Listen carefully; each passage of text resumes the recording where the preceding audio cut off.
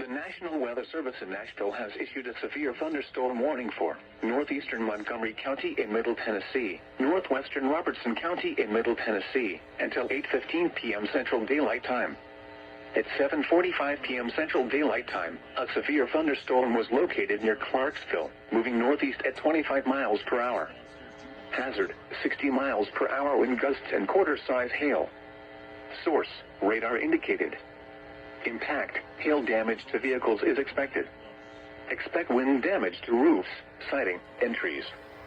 Locations impacted include Clarksville and Adams. This includes Interstate 24 between mile markers 1 and 17.